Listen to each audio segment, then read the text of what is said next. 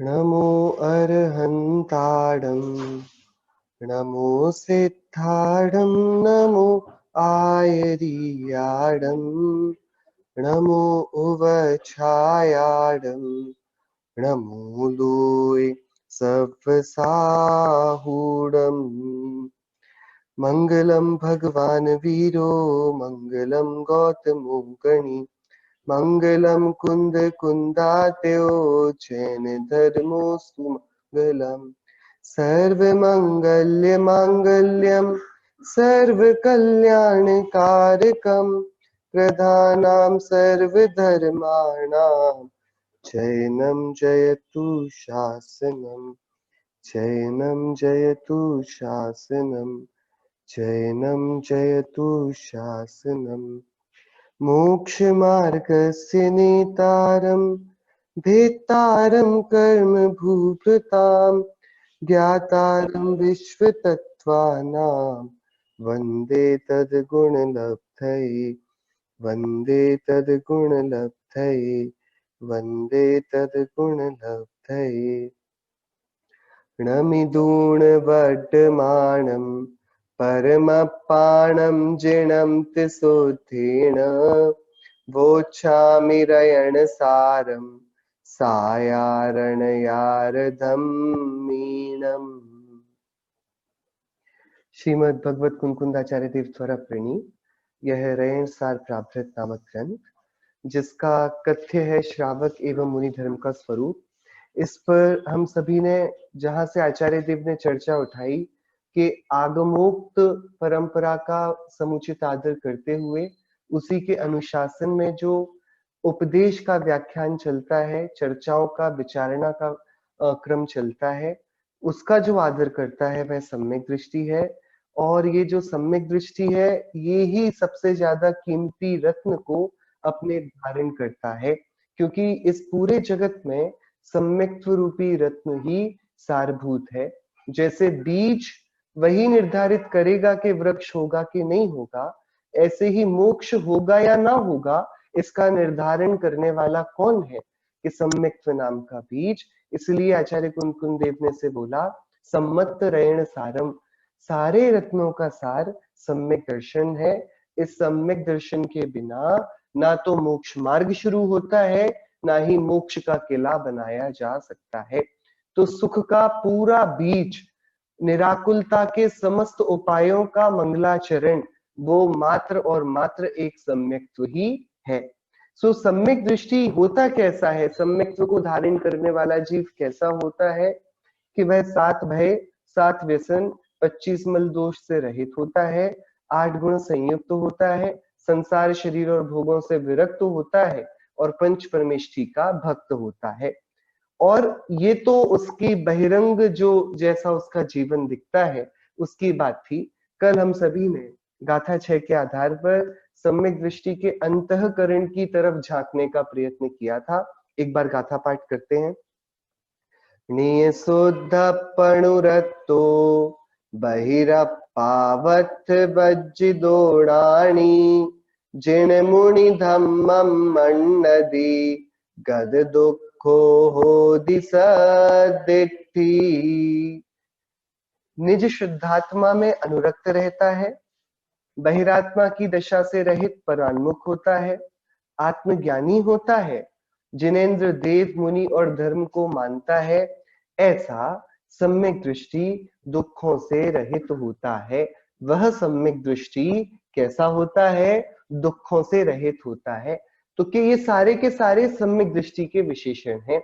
ऋणीय शुद्ध पणुरत्तो, कि उसने जान लिया है जगत में जो कार्य भी होगा अपने द्रव्य के अधीन होगा, अपने द्रव्य की सीमा से बाहर जाकर ना होगा। नहीं तो कोई भी माता अपने पुत्र के दर्द को, उसकी बीमारी को, रोग को, कष्ट को स्वयं ले लेती और उसको उससे कोई परेशानी नहीं होती। लेकिन बालक को जो कष्ट है, भले ही वो अभी असहाय है, वो उसकी अभिव्यक्ति तो करना जानता है लेकिन बताता नहीं कि मुझे क्या दुखता है। सो ये जैसे मूक बालक जो कुछ नहीं बोल सकता, वह अपने से अत्यंत प्रीति करने वाली माता को अपने दुख का शतांश भी नहीं दे सकता, इतना भी नहीं दे सकता, तो मतलब क्या निकला कि उसको अपना दुख खुद ही भोगना होगा। सो उसको अपना दुख खुद ही भोगना होगा। सो दुख तो कोई लेने आया नहीं। अब जब सुखी होने की बात आई तो दूसरे सुख तो ले पाएंगे ना उसका, कि अरे जब दुख भी स्वाधीनतया स्वयं स्वयं के द्वारा भोगा जाता है तो सुख भी ये सिद्धांत हुआ कि स्वाधीनतया स्वयं स्वयं के द्वारा भोगा जाएगा। तो जैसे दुख की अनुभूति पूरे आत्म प्रदेशों में निहित है, ऐसे ही सुखानुभूति भी कहां उद्गमित होगी, कहां प्रकट होगी, कि वो अपने निज शुद्धात्मा में होगी। आत्मा शुद्ध है, बराबर। देखिए जहां जहां मलिनता है वहां वहां शुद्धता होगी। बात एकदम सिद्धांत की है। क्या भैया ये बड़ा गंदा दिख रहा है, गंदा दिख रहा है का क्या अर्थ है कि ऐसा दिखता नहीं है, इसमें गंदगी दिख रही है। मलिनता का दिखना ये उसकी शुद्धता का उद्घोष है। पक्की बात। आप किसी भी वस्तु की सफाई करते हैं, कब करते हैं? जब वो गंदा दिखता है। तो गंदा दिखने पर सफाई क्यों करते हैं? कि याद आ जाता है कि ये तो साफ दिखता था ना, इसके ऊपर एक गंदगी की परत क्यों हो गई। तो जो आत्मा में भी गंदगी दिखी विभावों की, मोह राग द्वेष की, इसने उद्घोष किया कि यदि ये परिणाम हमें नहीं रुचते, ये हमें दुखों में त्रास में डाल देते हैं, इसका अर्थ निकला कि नहीं, आत्मा दुखी होने वाली वस्तु नहीं। सो आत्मा मलिन नहीं, आत्मा तो शुद्ध है। सो उस शुद्धता की दृष्टि करके उसके अन्वेषण में जो लगता है वो पाता है कि उसके बाहर की मलिनता, बहिरात्मपना, वो सब अलग होती जा रही है। वह स्वयं अशुद्धि से परान्मुख होता जा रहा है, विकार रहित होता जा रहा है। ये सम्यक दृष्टि के जीवन का उद्घाटन है। सम्यक दृष्टि, सबसे पहले सम्यक दृष्टि जो बनता है, तो क्या किया कि वह सम्यक दृष्टि बना, कि उसने ये जाना मेरा सर्वस्व मुझ में, और इस जगत में कोई दूसरा है ही नहीं जो मेरा सुख या दुख का वेदन कर पाएगा। यहां तक कि मेरे हितु, मेरे परिवारीजन, मेरे अनन्य उपकारी माता पिता, मेरा अनन्य गुरु, ये सब भी मेरा कुछ ले नहीं सकते, मुझे कुछ दे नहीं सकते। तो क्या मतलब निकला कि मेरे लिए शरणभूत कौन है? आत्मा। अब जब मिथ्या दृष्टि था तो जो शरण नहीं थी उसको शरण मानता था, सो अनात्मा में जाकर घुस जाता था, पांच इंद्रिय के विषयों को चाहता था। अब दृष्टि सम्यक हुई है, तो जैसे मिथ्या दृष्टि उल्टी श्रद्धा के कारण पर द्रव्य में अनुरक्त है, तो सम्यक दृष्टि सम्यक श्रद्धा के कारण स्वद्रव्य में अनुरक्त होगा कि नहीं होगा? बनी हुई बात है। मिथ्या दृष्टि किसे कहते हैं? कि जो पांच इंद्रिय के विषयों में लगा रहे, पर से ही सुख को कुरेदते रहे, वो मिथ्या दृष्टि है। तो सम्यक दृष्टि मिथ्या दृष्टि से विपरीत ही होगा। तो क्या लक्षण होगा? कि भैया वो पर से तो परान्मुख हो जाए और स्व में अनुरक्त हो जाए। सो ये दो, पहली गाथा में पहली लाइन में दो बातें बोली गई। णे शुद्ध पणुरत्तो बहिरप्पा वत्थ वज्जिदोणानी, निज शुद्धात्मा में अनुरक्त है और बहिरात्म अवस्था को उसने वर्जन कर दिया है, अतः ज्ञानी हुआ, विवेकी हुआ, जागृत हुआ, समझदार बना, बुद्धिमान बना। अब ये क्या करेगा? अब ये करने योग्य को करेगा, जो करने योग्य नहीं है उसको अब इसने छोड़ दिया। तो जब इसने करने योग्य को करना शुरू किया तो स्वतः ही ये भैया सहज ही संबंध है कि जो कोई हमारा उपकार करे तो हम उसके प्रति कृतज्ञ हुए बिना नहीं रहते। भले पुरुषों का ये लक्षण है कि वे उपकारी के प्रति कृतज्ञ होते हैं। वे अपने ऊपर, वे यथार्थ जानते हैं कि एक द्रव्य दूसरे द्रव्य का उपकार करे, ये सर्वज्ञगत वस्तु व्यवस्था नहीं है। तदपि किसी जीव की ऐसी वृत्ति हो जाए कि इस दूसरे का भी कल्याण हो, ये बड़ी दुर्लभ वस्तु है इस दुनिया में। क्या? दर्शन, विशुद्धि, विनय, संपन्नता, शील, वृत्ति, शरणवती, चार आदि 16 कारण भावनाएं हैं। इन 16 कारण भावनाओं के अंदर दूसरों के कल्याण की भावना निहित है। जगत का कल्याण हो, सो जो जगत के कल्याण की भावना भाता है ना, वो तीर्थंकर बन जाता है। तीर्थंकर बन जाता है। होता है दर्शन विशुद्धि पूर्वक, होता है शील व्रतों के निर्दोष निरतिचार पालन से, होता है अपने जीवन को बहुत उज्जवल बनाकर, लेकिन उसके हृदय में कहीं तो ऐसा भाव भी पनपता है कि ये जगत के सारे जीव इस आनंद सागर में आकर क्यों नहीं नहा लेते, ये जगत के जीव कब तक दुखी होते रहेंगे, जिस बात को सुनकर मैं आह्लादित हुआ हूं, मैं प्रसन्नता आनंद के सागर में डूब गया हूं, सो ये जगत के जीव क्यों नहीं डूब जाते। तो ऐसा उसके स्वयमेव ही वांछा होती है, भावना होती है। सो देखो, पर उपकार की भावना तीर्थंकर प्रकृति के बंध तक ले जाती है, ऐसा सामान्यतया प्रथमा नियोग और चरणा नियोग के शास्त्रों में जैन दर्शन में स्पष्ट प्ररूपणा है। बराबर। सो कोई साक्षात हमको मात्र कल्याण का रास्ता ना बनाए, हमारी उंगली पकड़कर हमको कल्याण के रास्ते में ही रख दे, तो भैया वो जीव बड़ा दुर्लभ नहीं होगा।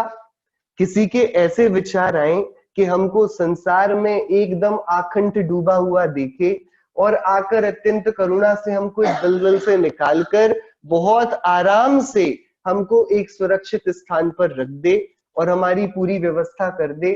बताओ, ये तो कोई कल्प वृक्ष तुल्य हुआ, ये तो कोई गजब का चमत्कार हुआ, इसके जैसा उपकारी कौन होगा।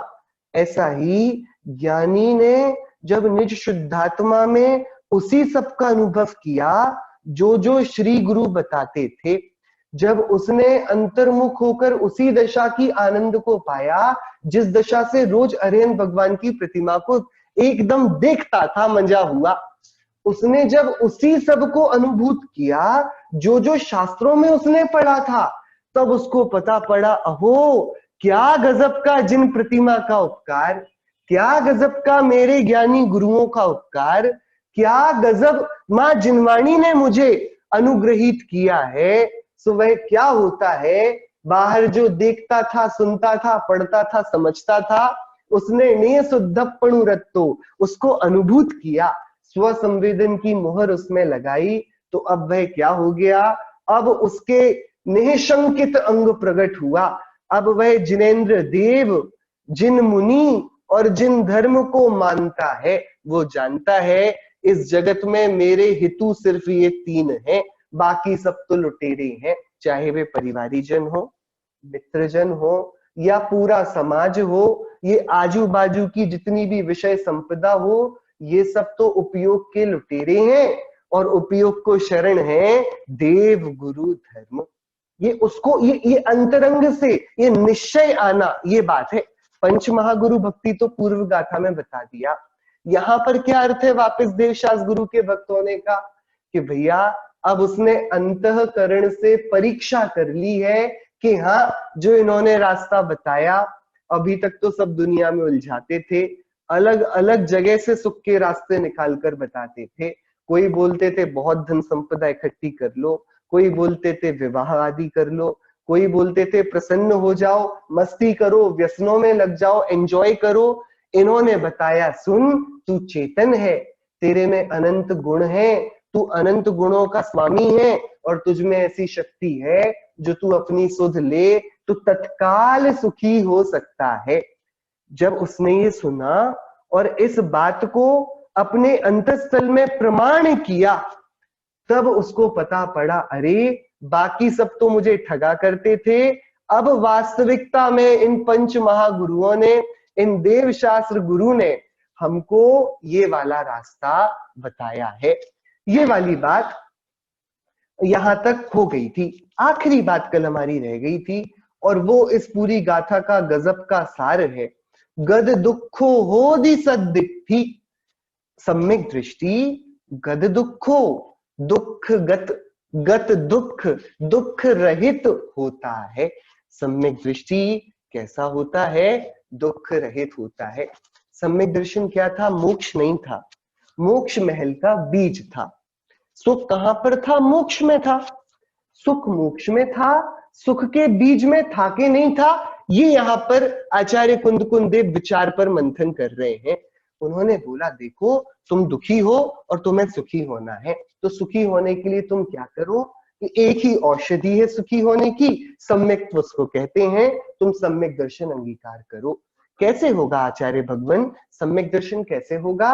किणय शुद्धप्पणुरत्तो, अपनी आत्मा से प्रीति कर लो और बाहर से एकदम सिमट जाओ, बाहर से परान्मुख हो जाओ। बाहर तुम्हारे मतलब का कुछ भी नहीं, बाहर तुम्हें आनंद देने वाला, शीतलता देने वाला कुछ नहीं, तुम अपनी आत्मा पर रीच जाओ। तो महाराज ऐसा करने पर, मैं जब ऐसा करता रहूंगा तो एक दिन सुखी हो जाऊंगा ना मोक्ष में पहुंचकर?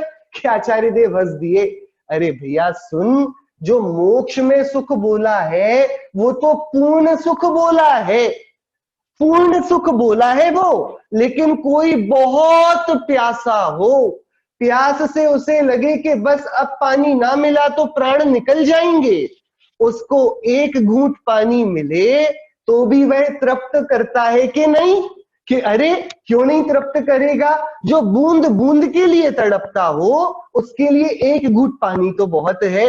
कि सुन, सुख की पूर्णता अलग है और सुख का उद्घाटन, सुख की स्फुरना, सुख का प्रकट हो जाना, ये अलग बात है।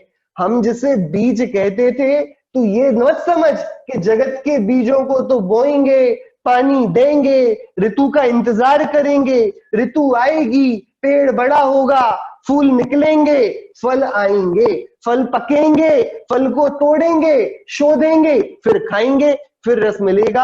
कि भैया बीज में तो फल मिलता ही नहीं, बड़ा बीज बो दिया तो भैया अब लंबा काल है। अब वो पेड़ कब बड़ा होगा, कब फलेगा, कब पकेगा, कब आएगा थाली में, कब खाओगे, लंबा काल है। आचार्य देव बोलते हैं देखो, इसके लिए हमने बड़ी चतुराई करी, हमने दो बातें कही थी। देखिए आचार्य देव ने दो बातें कही थी।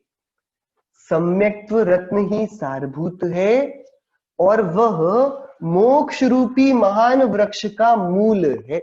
बराबर, उन्होंने सम्यक्त्व को अकेली बीज नहीं कहा, उन्होंने बीज के साथ साथ रत्न कहा।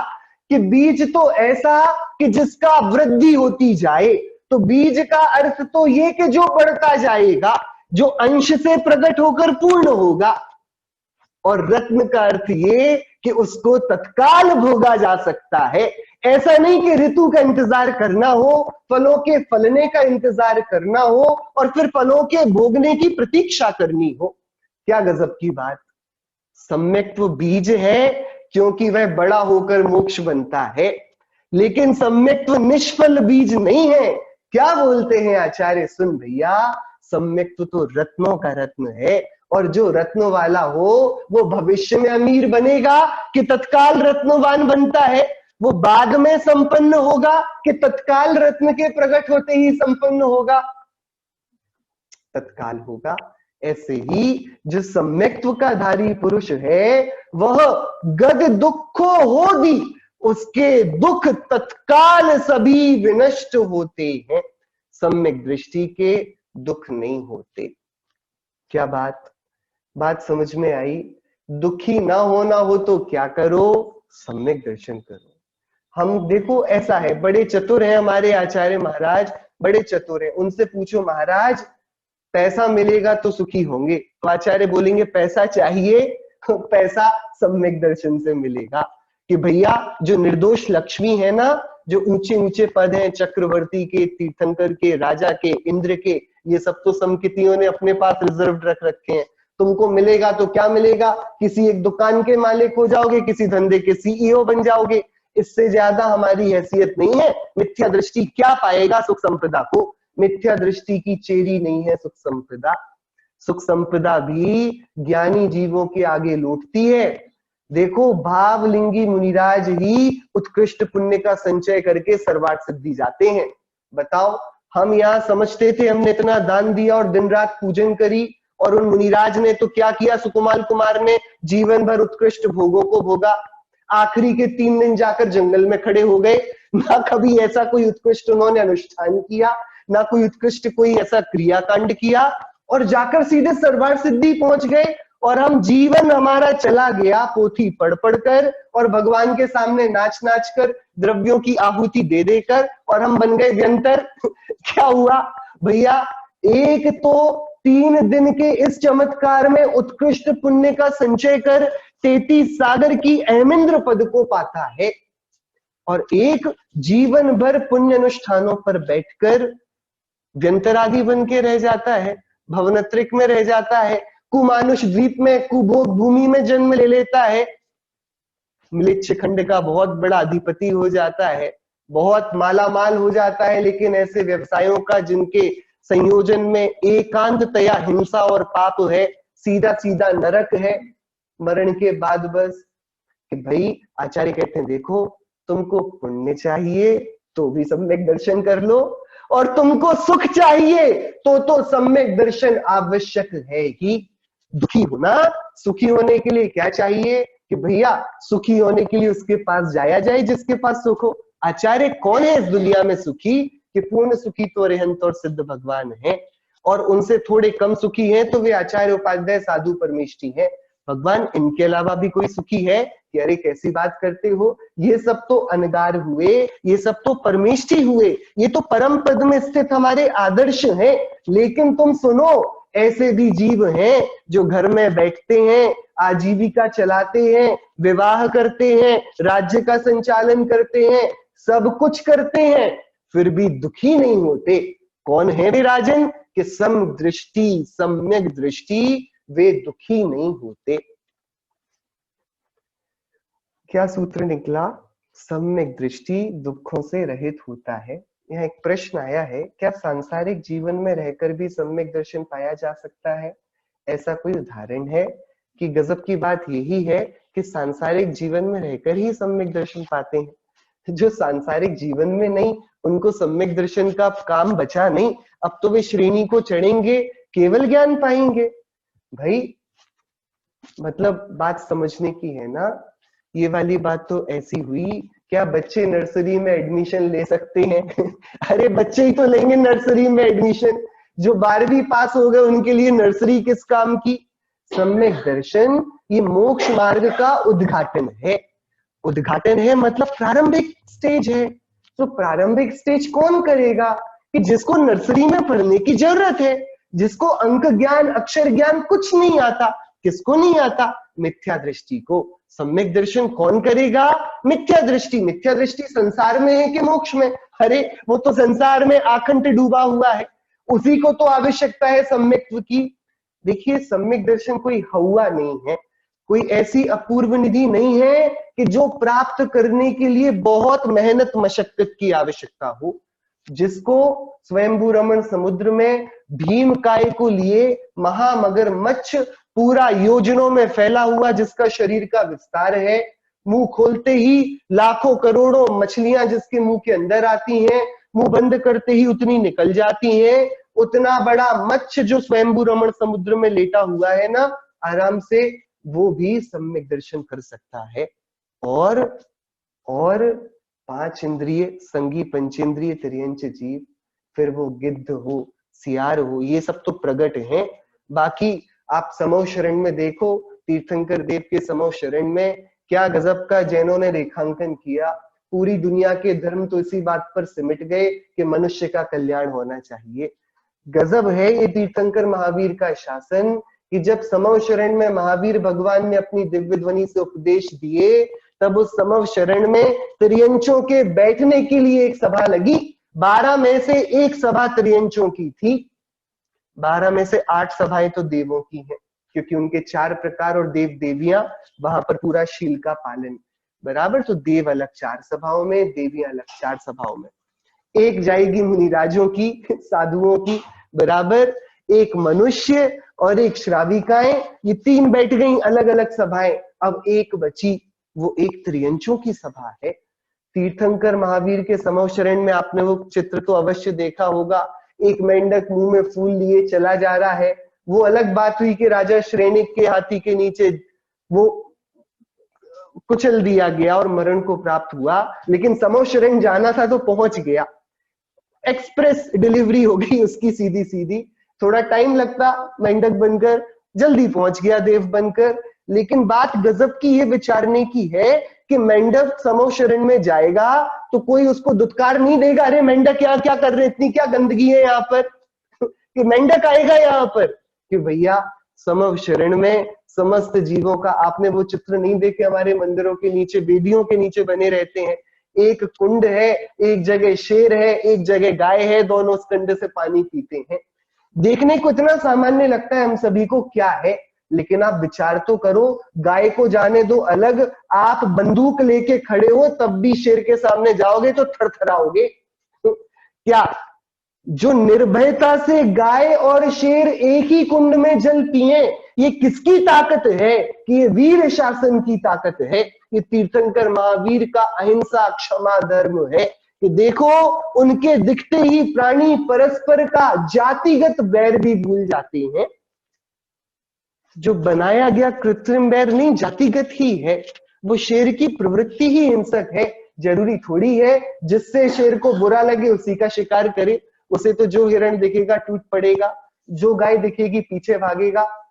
ये गजब का शासन, जिस शासन में अनंत अनंत दुख में पड़ा हुआ सातवें नरक का नारकी सम्यक दर्शन कर पाए, जिस शासन में भीषण जंगल में रह रहा त्रियंच क्रूर मिथ्या दृष्टि मांस भक्षी त्रियंच वह समझकर सम्यक दर्शन कर पाए, उसके लिए सम्यक दर्शन बहुत बड़ी चीज हो, ये वाली बात तो ना होगी।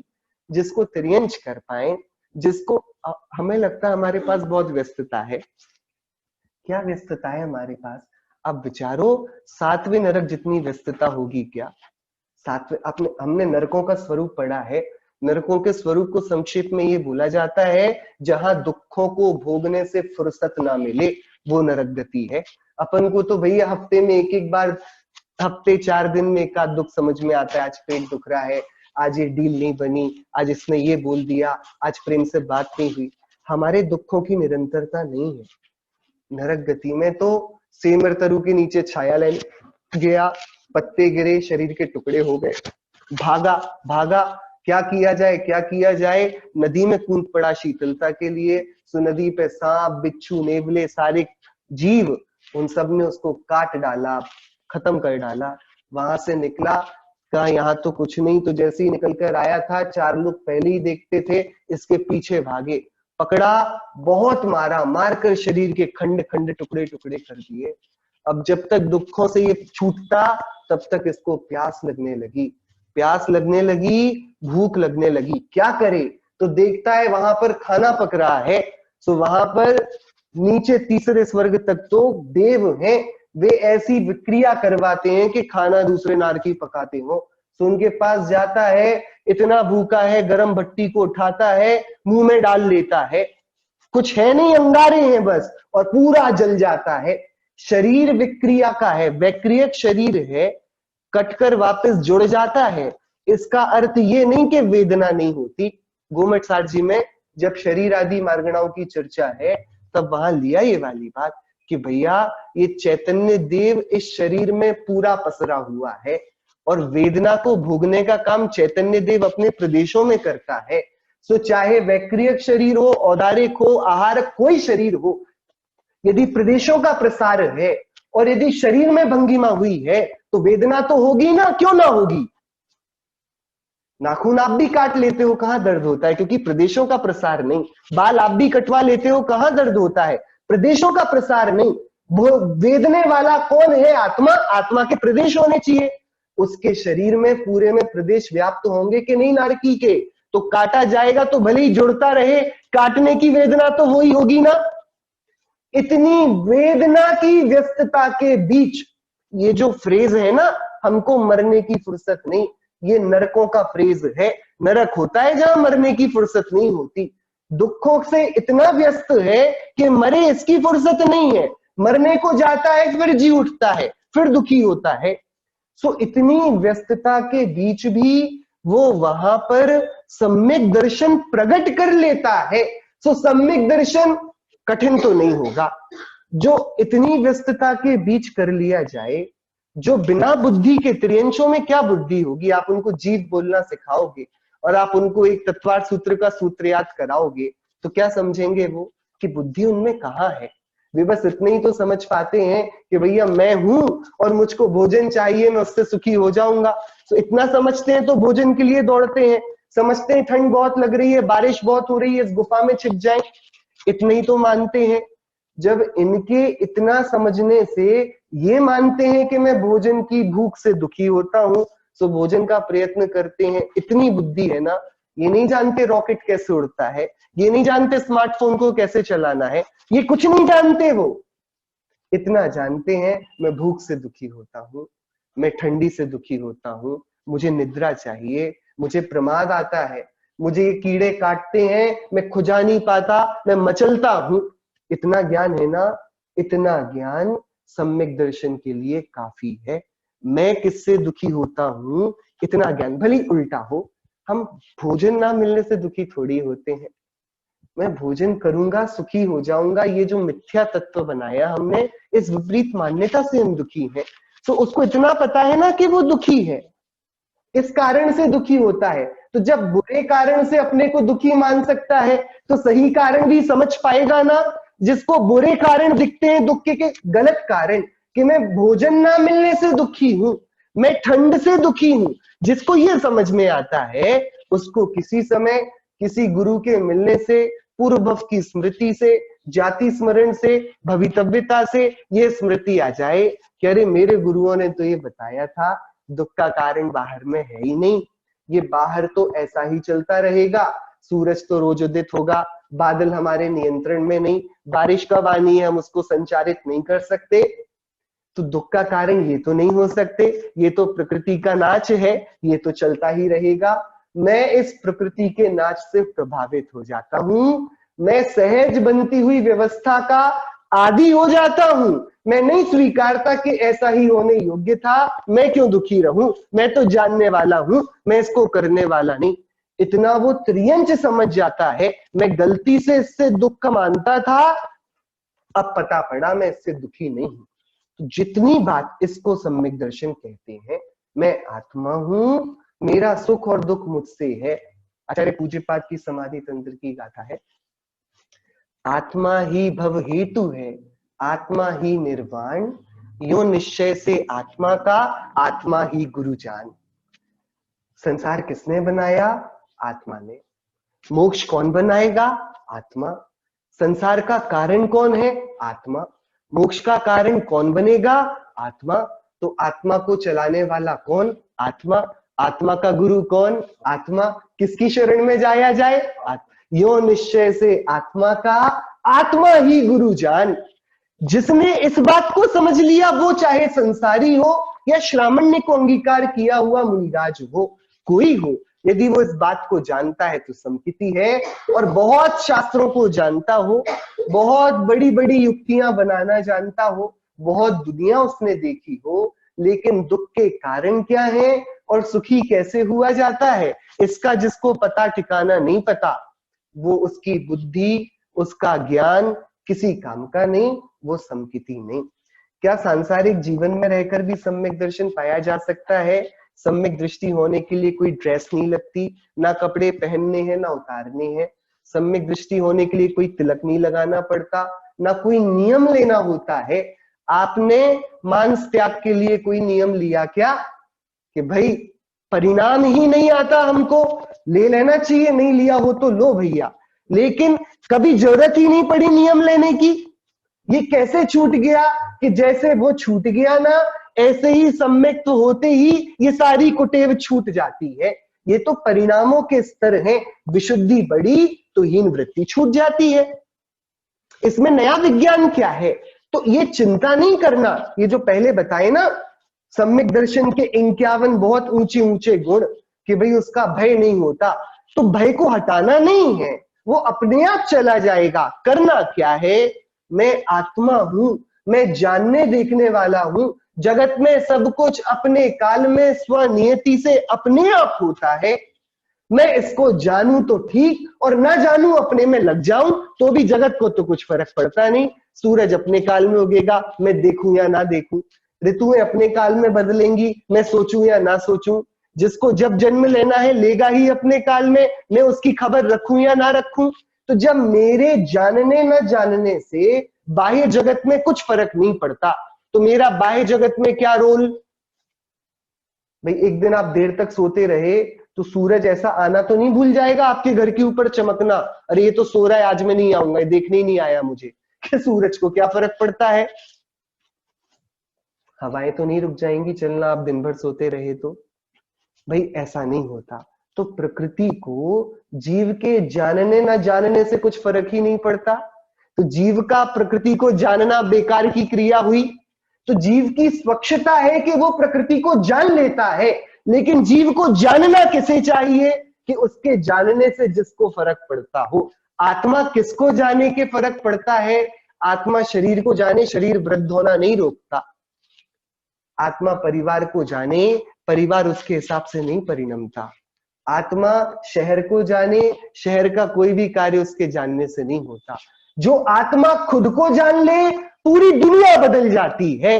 कैसे बदलती है कि अभी जो शरीर, परिवार, मकान, समाज, शहर, देश, ये सब दुख के कारण दिखते थे, जैसे ही इसने आत्मा को जाना, गद दुखो होदि सद्दिट्ठी, तुरंत सारे दुख कपूरवत उड़ गए। अपने को जानने से फर्क पड़ता है। दुनिया को जानना ये एक रिडंडेंट एक्टिविटी है। अनंत सिद्ध जिस काम को करते हो और कोई फर्क ना पड़ता हो उनके जानने से इस दुनिया में। भैया देखो, आपको पता हम सभी सीसीटीवी स्कैनर में हैं अनंत सिद्धों के। वे हमारी एक एक वृत्ति को, हमारे गंदे से गंदे और अच्छे से अच्छे परिणाम को निरंतर देख रहे हैं। आपको कोई फर्क पड़ता है इस बात से क्या? बचपन में और अन्य धर्मों में बड़ा एक अच्छा हेतु बनाया जाता है कि भैया डरो क्योंकि तुम्हारे पापों को भगवान देख रहे हैं। जैन दर्शन ने ऐसा नहीं किया। जैन दर्शन ने बोला भैया तुम्हारे पापों को जो देखते हैं वे तो वीतरागियों ने, कोई फर्क ही नहीं पड़ता। तुम करोगे सो भी उनको कोई फर्क नहीं पड़ता, तुम ना करोगे सो भी उनको कोई फर्क नहीं पड़ता। तुम उनके देखने से इनको करना छोड़ोगे तो तुम अपने को मूर्ख बनाते हो। सुनो, तुम ये जो बुरे परिणाम करते हो उन्हें तो फर्क नहीं पड़ता, तुम्हें पड़ता है। तुम्हारा पूरा भविष्य पलट जाता है। तुम कहां जा रहे थे? स्वर्ग में, निगोद का रास्ता पकड़ लेते हो। तुम कहां जा सकते थे? मुनिराजों की शरण में, तुम कुगुरु के पास पहुंच जाते हो। तुम कहां पाने वाले थे सुख? अनंत दुख के गड्ढे में फिसल जाते हो। ये तुम्हारे परिणामों का खेल है। भविष्य में क्या होना है इसके धागे तुम्हारी उंगलियों में आज बंधे हैं। सो इस छल से कि कोई देख रहा है हम तुम्हें डराएं, ये हमारी तुम्हारे प्रति अपराध होगा। तुम इसलिए मत डरो कि कोई देखता है, क्योंकि किसी के देखने से जगत में कोई फर्क नहीं पड़ता। वो उनका देखना उनके ज्ञान की स्वच्छता है। जैसे आईना आपको देख ले तो आईने को शर्म तो नहीं आ जाती, आईना प्रसन्न तो नहीं हो जाता, उसका स्वभाव है। ऐसे ही अनंत सिद्धों का स्वभाव है कि वे हमको देखते हैं। ऐसा ही हमारा स्वभाव है कि हम इस दुनिया को देखते हैं। बट हम इस दुनिया को जानकर कुछ भी कोई वैल्यू ऐड करते हैं, हमारा जानना परद्रव्य को शून्य है। वो इस दुनिया में कोई हित नहीं करता। उसी समय जो हम खुद को जानने लगे तो देखो आसपास की दुनिया कितनी बदल जाती है।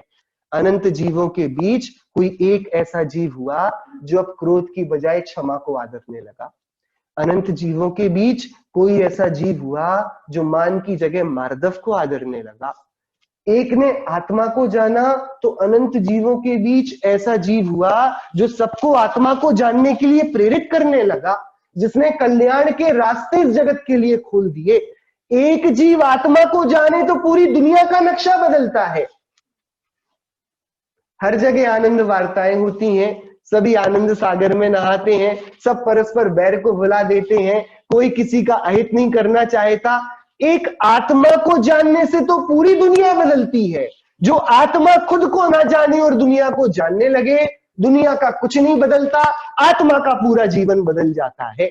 जो मोक्ष सुख का हकदार था वो क्या अनंत दुखों के कड़वे जहर को पीता रहता है। सो सम्यक दर्शन बड़ी बात नहीं है। ये तो हम सभी के द्वारा स्वाभाविकतया ही जिनेंद्र देव के वचन रूप रत्नों का, वचन रूप औषधि का बार बार अभ्यास करने से अपने आप हो जाएगा। आप घबराना नहीं, उतावली नहीं करना कि सम्यक्त्व कैसे होगा। सम्यक्त्व तो कार्य है। कारण सुनो, जिनेंद्र देव के वचनों की श्रद्धा उनके वचनों की भावना, उन्होंने जो आत्मा की लोरियां सुनाई, उन लोरियों को बार बार आदरना, ये कारण है। इसे करो तो सम्यक्त्व भी होगा, जीवन में वे सभी आभूषण आ जाएंगे जो हमको सुंदरतम बनाते हैं, और हमारे लिए वो सुंदरतम मार्ग आएगा कि स्वर्ग का देवत्व भी फीका पड़ेगा और जगती में ही सारे देव उतर कर आ जाएंगे हमारी पूजा को। ये किसके लिए होगा? कि उसके लिए होगा जो स्वयं को पूजेगा, स्वयं को आदरेगा। तो सम्यक्त्व की व्याख्या क्या करी आचार्य कुंद देव ने? एक आधे पद में उन्होंने व्याख्या करी, ऋण शुद्धपणुरत्तो, वो आत्मा की भावना करता है, मैं चेतन हूं, मैं शुद्ध हूं, मैं बुद्ध हूं, ये मंत्र है। सोहम सोहम ध्यायो हो, मैं हूं, मैं हूं, मैं हूं, अभी मैं ऐसा शुद्ध निराला तत्व हूं, मेरे हिसाब से इस दुनिया में मेरे सिवा जो कुछ भी है वो किस लिए है मुझे फर्क ना पड़ता, मैं हूं, मेरा सर्वस्व मेरे लिए है। मैं अपनी ऐसी निष्पंकता को, शुद्धता को, अचलता को, धीरता को अपना देख देख कर प्रसन्न हूं, अपनी भावना को भाऊं, ऐसा जो करता है उसके सम्यक्त्व प्रकट होता है, उसके सम्यक्त्व प्रकट होता है। उसी समय तत्काल गद दुखो हो दी सद्दिट्ठी, कि वह समस्त दुखों से रहित हो जाता है। इसके लिए बनारसी दास जी ने बोला, घट घट अंतर जिन बसे, घट घट अंतर चैन, मत मदिरा के पान सो, मत वाला माने। तो भैया देखो, इतना सुंदर स्वरूप हम सभी के अंदर है। सकल हंस में राम विराजे, हर जगह चैतन्य देव है। अकेली मनुष्यों में नहीं, चींटी में भी, निगोदिया जीव में भी, इल्ली में भी, भौरे तितलियों में भी, मच्छरों में, मक्खियों में, सब में घट घट अंतर जिनेन्द्र देव वास करते हैं। ये जिन पूर्ण शुद्ध स्वरूप आत्मा घट घट में है, और घट घट में वो उपयोग बसता है जो इस जिनेन्द्र देव की अर्चा करे। हर एक आत्मा चाहे तो भगवान हो सकता है। महावीर भगवान की पहली शिक्षा, सभी आत्माएं बराबर हैं और वे चाहें तो सभी भगवान बन सकते हैं। जब एक से हैं तो सबके लिए अपॉर्चुनिटीज एक सी हैं। सो घट घट अंतर जिन बसे, कि सभी के अंदर में जिनेन्द्र देव रूप शुद्धात्मा है, और सभी जो उसका भक्त बन जाएं सो जैन हो जाएंगे, और जो जैन होंगे वे जैन होंगे सो दुखी ना होंगे, वे सम्यक दृष्टि होंगे, वे गत दुख हो जाएंगे। लेकिन खेद है, मत मदिरा के कारण, अपने विपरीत अभिप्राय के कारण, 5 इंद्रियों की विषय लिप्सा के कारण, ये मत वाला जो नशे में धुत है वो इस बात को नहीं समझता। अंदर कस्तूरी में नाभि लेकर चलता है और पूरी दुनिया घूमता है कि खुशबू कहां से आती है। सबका बिल्कुल कंठ में अमृत बसा रखता है और ढूंढता है भैया भोजन कहाँ मिलेगा। तो ये किसके होता है? ये सम्यक दृष्टि के होता है कि वह दुखों से रहित होता है। मिथ्या दृष्टि कितना भी प्रसन्न दिखे, मुस्कुराता हो, ठहाके लगाता हो, लेकिन वो दुखी ही है। दुख का लक्षण आत्मज्ञता से रहित होना है, आत्मा के ज्ञान से विरहित होना है, सो दुखी है। आत्मज्ञ है सो सुखी है, वही सम्यक दृष्टि है। तो ये वाली बात यहाँ निर्णीत हुई, सम्यक दर्शन और कुछ नहीं, ये स्मृति आ जाना, ये याद आ जाना कि हम चेतन हैं। अब अभी तक इन 2 गाथाओं में क्या किया? सम्यक दृष्टि का बाह्य जीवन बताया, सम्यक दृष्टि का अंतर जीवन बताया। तो ये तो आचार्य कुंद देव ने सामान्य भूमिका बांधी कि बाहर से देखेंगे तो प्रथमतया दृष्टि देने पर सम्यक दृष्टि ऐसा दिखता है, और उसके अंतरंग एक्सरे करेंगे तो ऐसा होगा कि दुख की कणिका भी ना फलेगी उसके हृदय में, और वो आत्मा में ही आसक्त रहेगा, अनुरक्त रहेगा। अब वे इसको व्यवस्थित कर रहे हैं। अब वे क्रमशः पहले सम्यक दृष्टि किन दोषों से रहित होता है उसको बताएंगे, और फिर बताएंगे सम्यक दृष्टि के कितने गुण होते हैं। तो सम्यक दृष्टि के होते हैं 44 दोष से रहितपना, और सम्यक दृष्टि के होते हैं 77 गुण। ये आगे आने वाली 6वीं और 7वीं गाथा पर हम सभी चर्चा करेंगे। अभी अपना समय पूरा हो गया। आप में से किसी को ये प्रश्न हो सकता है, तो मैं ही पूछ लेता हूं। ऐसा लिखा कि सम्यक दृष्टि दुखी नहीं होते, तो जब रावण ने सीता का अपहरण कर लिया और यदि वे सम्यक दृष्टि थी तो दुखी हुई होंगी कि नहीं? जो पवनंजय को पता पड़ा कि अंजना को तो निकाल दिया गया है, वो भी ऐसे दोषारोपण के द्वारा, तो वे दुखी हुए होंगे कि नहीं। और अंजना को जिन्होंने अभी अभी तद्भव मोक्षगामी जीव हनुमान को जन्म दिया है, और वो हनुमान के साथ विमान में बैठी हैं और हनुमान नीचे गिर गए, तो भैया वे माता अंजना दुखी होंगी कि नहीं? बताइए भाई, वो तो वहां मूर्छित भी हो जाएंगी। यहाँ तो बोल रहे हैं कि सम्यक दृष्टि दुखी नहीं होते। और प्रथमान युग में तो हमने राम को सीता के विरह में पेड़ों से पूछते देखा है, मेरी सीता कहाँ गई, तुमने देखा कि नहीं? तो वे छाये समकिति राम दुखी होंगे कि नहीं? कि वही तो गजब की बात है। हम दुख किसे समझते हैं और दुख क्या है, इसकी अपन थोड़ी चर्चा एक बार दोष और गुणों की चर्चा के बाद आचार्य अगली गाथा में बताएंगे। तो यदि ये प्रश्न आपके हृदय में हो तो आप इस पर विचार करिएगा, इस पर अपन आगे चर्चा करेंगे। हम सभी के शीघ्र ही ये सम्यक स्वरत्न प्रकट हो, इसी मंगल भावना से जिनवाणी स्तुति। ये प्रश्न आ गया है जो भी पूछा था कि यदि सम्यक दृष्टि है, दुखी नहीं होते हैं, तो फिर राम 6 महीने तक लक्ष्मण के लिए क्यों दुखी रहे? हम इसकी चर्चा करेंगे। जिन बानी के सुने सो मिथ्यात मिटे, जिन बानी के सुने सो मिथ्यात मिटे, मिथ्यात मिटे समकित प्रगटे, मिथ्यात मिटे समकित प्रगटे, जिन वाणी के सुने सो मिथ्यात्व मिटे, जैसे प्रात होत रवि उगय, जैसे प्रात होत रवि उगय, रैन ते मेरे सब तुरत फटे, भला रैन ते मेरे सब तुरत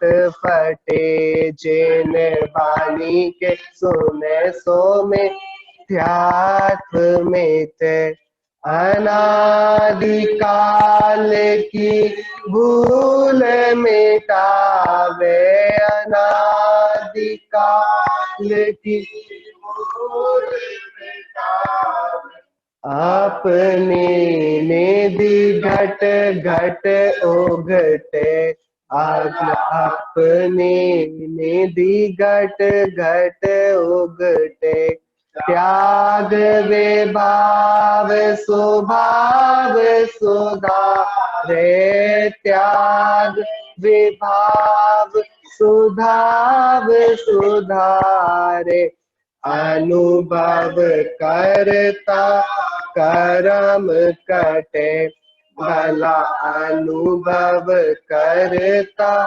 करम कटे, जिन वाणी के सुने सो मिथ्यात मिटे, और काम तजी से बोया को, और काम तजी से बोया को, या बिन नहीं ज्ञान घटे, या बिन नहीं ज्ञान घटे, बुध जन या भव पर भव माही, बुध जन या भव पर भव माही, बाकी हुंडी तुरत पटे, भला बाकी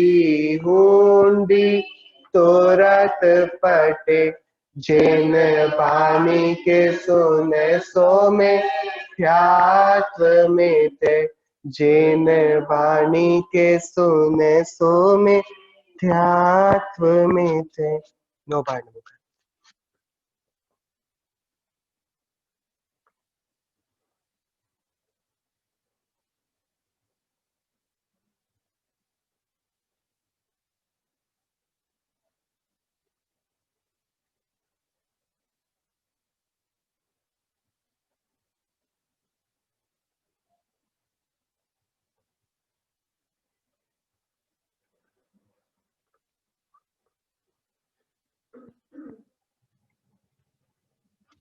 बोलिए अंतर्मुख मुद्रावन सर्व जनेन्द्र भगवंतों की जय। द्वादशांग में चिन्वाणी माता की जय। समस्त वितरागी भावलिंगी महामुनि राजों की जय। दिगंबर जैन धर्म की जय। शासन नायक तीर्थंकर महावीर स्वामी की जय हो। श्रीमद् भगवत कुंकुंदाचार्य देव की जय हो। श्री रैन सार जी ग्रंथ की जय हो। जय जनेन्द्र।